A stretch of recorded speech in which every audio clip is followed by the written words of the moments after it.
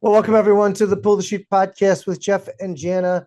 Today, you only get Jeff. Jana is, for those of you that may or may not know, her and her husband play in a Toto, the group Toto tribute band called Child's Anthem, and she is on the road right now performing. So you get me, and hopefully you'll still enjoy it as much. I missed the heck out of her, so Jana, know that you're missed, and hopefully you get back soon.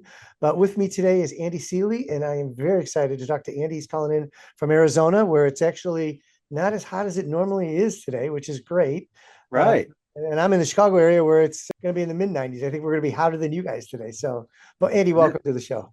and that doesn't happen very often, does it? Right. It's like, yeah, we've had 115. We had a couple of 118s just this month. Just yesterday, we had a massive monsoon, which we typically get a couple of those a month, but last couple of years, we've only had a couple of those a year. Oh, wow. But it really takes the edge off. It's Yeah. actually a nice day. It's 90 degrees and sunny, and when you're riding your bikes, it feels nice and cool. And Nice. but I'm just looking at my thing, weather. It'll be 107, 110 early next week. So Right back we up are there. almost breaking the back of summer in Yeah. Arizona, which is good.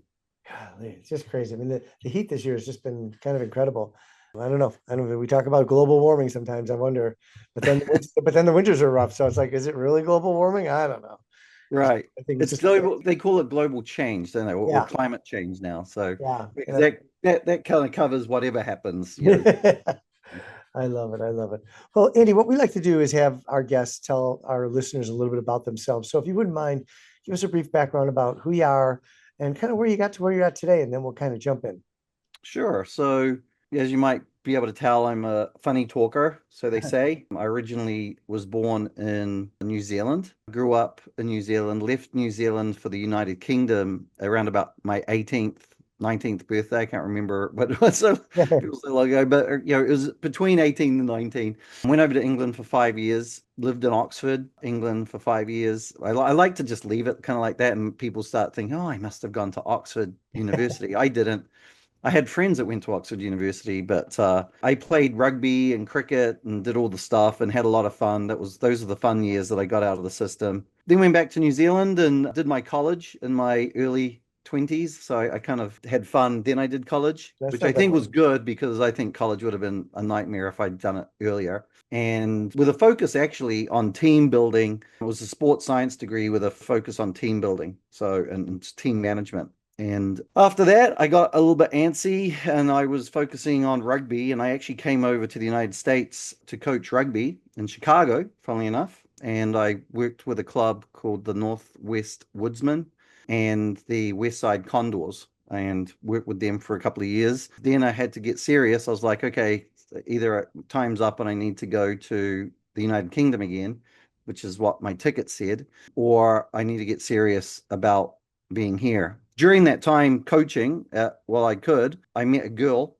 and we're still together to this day, 26 years ago. So that was 1999, believe it or not, Jeff. So I worked with CarMax, the auto superstore, opening stores all over the country. I was one of the opening team guys. During that period, they were trying to Circuit City, if you remember Circuit I City, remember owned Second City, yeah. owned CarMax and founded it.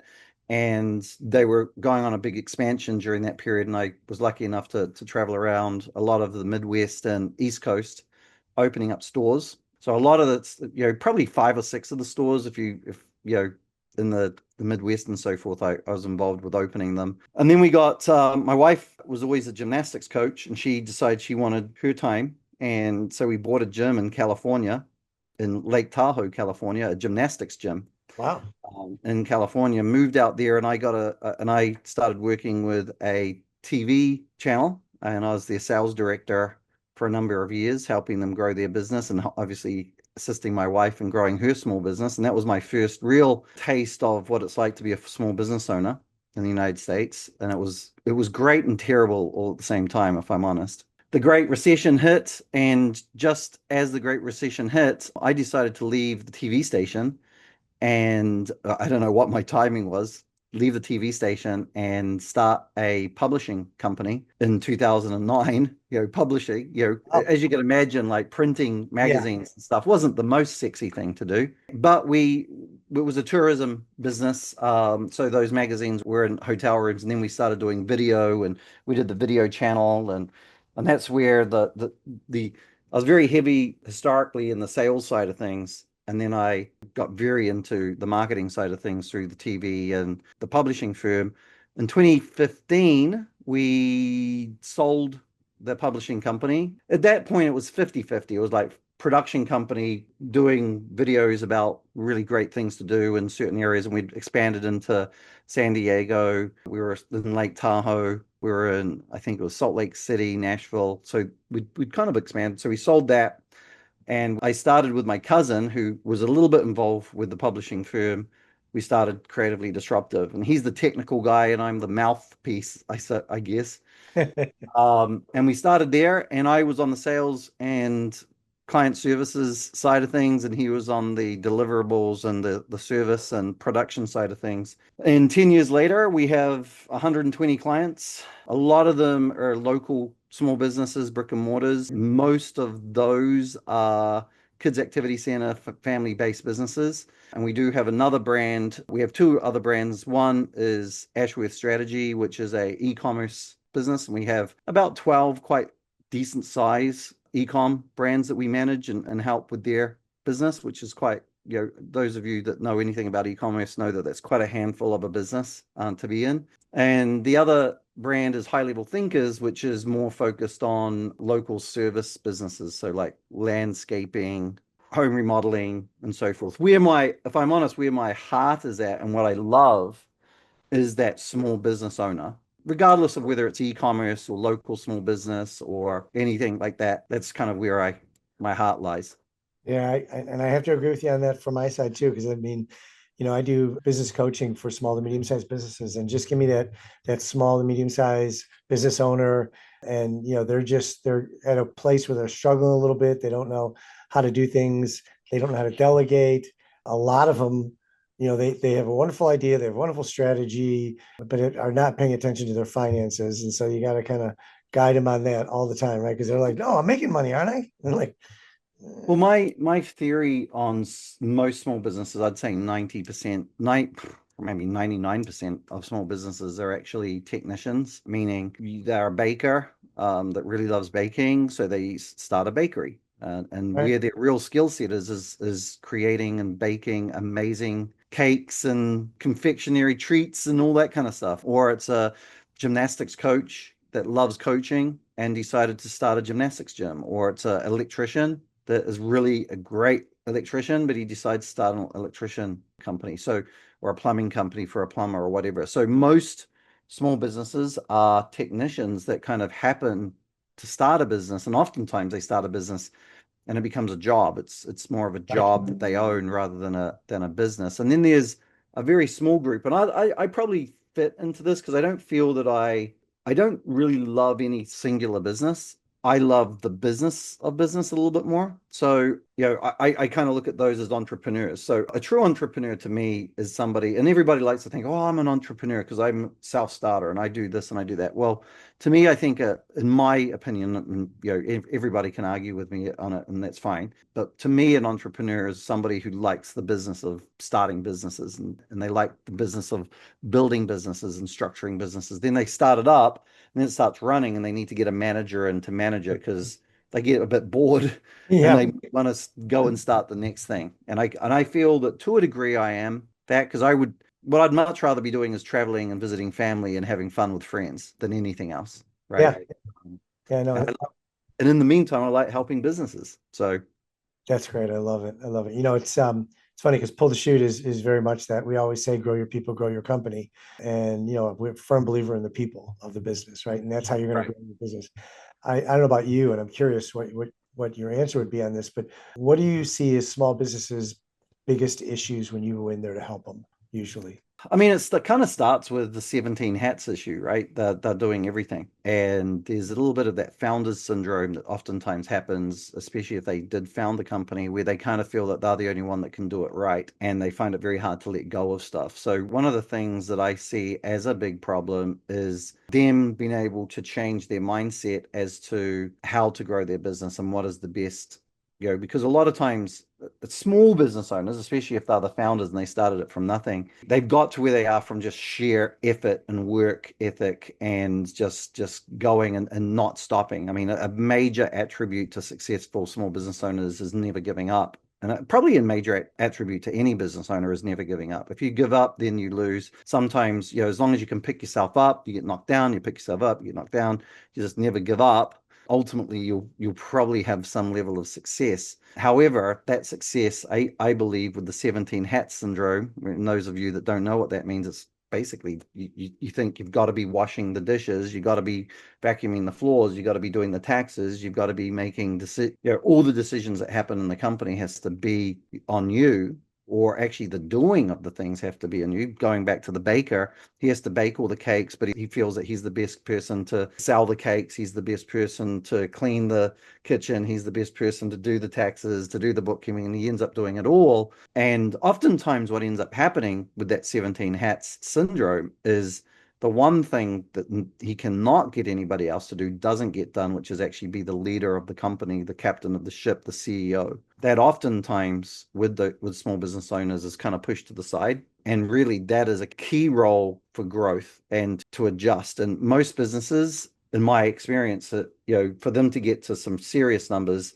there's multiple points where they have to shift, they have to change, they have to adjust, they have to evolve, they have to change, and they, and if no one's leading that, it doesn't happen and they tend to stagnate. So to me, the biggest issue is I'm everything. Yep. No one else can do anything. And that stagnates them. It's funny. You and I are right in the same page. I always say that the biggest struggle I have is getting owners to get out of their own way. Yeah. Right. Again, 17 hats, they have to do everything. They're afraid to delegate. It's interesting. So I had a client that did titles. He was a title company, and he did 98% of all the closings. Wow. Right, which is insane. Like, you've got to start delegating and let your people do the job. Right. And the great part was he finally did that, and he took the week off around Christmas, and they did, I think, the better part of 10 or 12 closings without him, and they went fine. Right. But Right. what that said to him was, I've trained you well enough that you guys know what to do. Yeah. Right. And that's one of the other issues, right? Is that the owners don't find time, or don't make time, not find time, to properly train people. Right. Because they say, well, I don't have time. And my response is, no, you need to make time. Right. It's going to free you up in the long run. Right. Well, one of the roles of the leader, of the CEO, and even middle management leaders or senior management leaders, doesn't need to be the top manager of an organization, but all of those managers need to have a little streak in them where they want to develop others, where they want to lift others up, where they want to help train and find and procure good talent and bring people in. That is the best organizations in my, and this is, even the large multi-billion-dollar organizations, they procure great talent and they find them, they train them, they raise them up. I know I'm pretty good at some things. I actually think the best thing that I'm at is actually spotting talent. And I could argue that I'm really good at lots of other things, but I can't, if we've got 3 customers coming in all at the same time and they want to have a sales conversation to us all at the same time, 2 of them are going to have to be disappointed and I'm going to have to talk to one. Whereas if I have a couple of salespeople and I let go a little bit, I can actually talk to all 3 of them, right? And I can actually feel that my mission and my message is being spoken to them because I've trained my staff. Right. This is what we're about. This is who we are. And, one of the things that I always say is, if you can find people that can do the things that you think you're amazing at 80% of what you can do them at, it's worth doing, right? It's okay. If you're a sales guy and you have a close rate of 40% because you're so amazing, because you know your business, and oftentimes when you're selling your own product in your own business, you tend to have a higher close rate because the people that are talking to you take you a lot more seriously, Right. right? So even if you're not a great salesperson, oftentimes the owner of the company tends to get a little bit of a better close rate just because of that fact. But if instead of getting 40%, if your team's getting 25% and you got three of them and they're getting 25% close rate and you can keep them really busy, you're going to grow exponentially faster and do exponentially better than what you would have if you're the only one that everybody's going through. You don't want to be a bottleneck. I think that's what you're kind of hinting at, Exactly. Jeff, is so many small business owners become a bottleneck in their company. Yep. And your job is to free up bottlenecks, to Correct. spot bottlenecks and open them up so you can Correct. have a bit of more trade flow coming through it. Yeah. Yeah. The other thing that we do, I don't know if you ever do this, but literally, let's say it's a company of 25 people, I'll go individually and ask each one of them, what is it that the company does? Because I'm curious, right? Because again, 25 employees means you literally have 25 salespeople Yep. working for you because when they go to a party and someone says, hey, Andy, what are you doing these days? You're now a salesperson, right? You're telling Right. them what you do. You're like, hey, work for this great company, create is disruptive. We kind of work with the small to medium-sized businesses, blah, blah. It's interesting and eye-opening to the owners when we come back to them and say, three people probably could say what you do. The other ones kind of got it, but didn't really. And they're like, how could they not? And I go, well, that's the point. It's all Right. about the communication. So apparently there's a breakdown in communication somewhere, and we Yeah. need to fix that because you have 25 salespeople out there and they're not able to articulate what it is that your company does. And that's part of the development part Yeah, that's probably missing, right? yeah, And to be honest, it's the why. We're very, very being a marketing company, why is a huge part of what we think about, and our why ourselves is very important to us too. So if your staff know what the why of the company is, why are we in business? Why are we doing what we're doing? You know, Many small business owners don't know it themselves, actually, right? Why are you in business? I actually spoke to a friend of mine who actually owns a marketing agency, and I said, why are you in business? And his first answer was to make money. And I was like, that's not a good enough answer, yeah, right. right? None of your staff are going to be enthusiastic about, well, he wants to make money, right? No, it's got to be about a greater thing. One of our questions that we have when we onboard clients is the greater than. What are you doing that's greater than yourself for the world with your company? And we put that question out there. And the clients that have a clear understanding of what they're trying to do, typically it's easier to sell their product, to push their company, because people can get, it's part of branding, right? It's like the Simon Sinek, which many of us have watched video about, the why, starts with why, when he talks about Apple, right? He talks Absolutely. about Apple and he talks about Dell, how Dell sells very similar products, but they start with what they sell, how they sell it, and then the why is sometimes probably not even mentioned. Whereas Apple starts with why they do what they do. Then they talk about how they do it. Then they talk about what they sell, right? But it starts with amazing products that, beautiful. We believe in beauty and creativity and, and building things that, Yeah. are useful and blah, blah, blah, blah, blah. I'm sure it's a better thing than what he said than what I No, just but, said.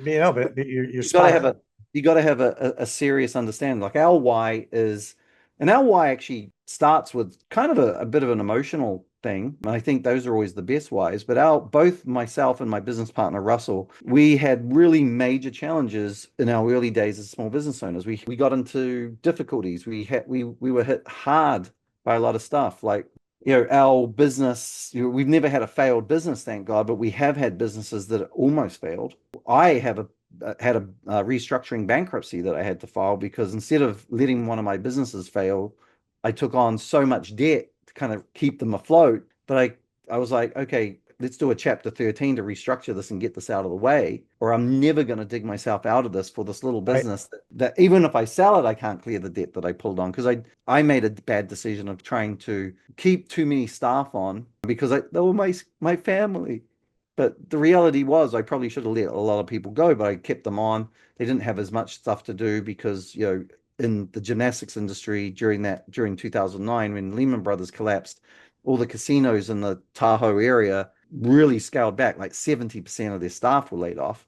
Wow. And that hit our little gym. We went from 260 kids to like 120 overnight. Yikes. And instead of restructuring that, I kind of tried to juggle it thinking it was all going to be good. But it took about 4 years for us to recover. So, and the sad thing about that is 10 years later, when COVID happened, I saw other small businesses do similar things, right? And they weren't able to pivot, and they kind of tried to keep things going. And some were able to get through the 2 or 3 months that they were, but then the others in other states actually that closed down longer for their type of businesses, like gyms, gymnastics gyms, anything physically where people are running around and breathing on each other. Some of our clients were closed for a year. Those guys that didn't adjust and didn't change ended up failing. So our why stems from those days that small business owners are really struggling and really worried and staring at the ceiling at 3 a.m. in the morning, because I remember doing it myself, wondering how I was going to make a payroll, make a rent, do a different thing. My business partner says the exact same story. And when we started Creatively Disruptive, we wanted to have a company that started with that. So if we have a client, we're not going to be able to stop our clients from staring at the ceiling at 3 a.m. I think 3 a.m. is that magic hour, right? Witching hour, whatever you want to call it. But what I want them to stare at the ceiling and then maybe be able to get back to sleep and go, okay, in the morning, we're going to reach out to the Creatively Disruptive team, and we'll brainstorm how we're going to overcome this problem. And we've had clients come to us, and granted, you could probably argue, well, the main skill sets that your team has is how to get the most out of Meta, Instagram, Facebook, Google, website development, text messaging, AI stuff, all of that kind of stuff. We have a lot of technical know-how, but we also have a lot of small business know-how from the point of view of staffing. Why can't you find any good staff, right? That was a big issue with a lot of our clients, in the kids activity center realm, or everybody was complaining, I can't find any staff. And we said, well, why? Because there are people out there. And they said, well, then just no one wants to apply. And so we dug into it and found out that they were way underpaying in comparison to their local market. So we had a gym in Texas that said, yeah, we can't find anybody. No one ever applies to work. And I put ads out there all over the place. And I was like, well, how much do you pay per hour for a coach? And a coach is their main product, right? Because they're teaching kids. Sure. $9.50 an hour.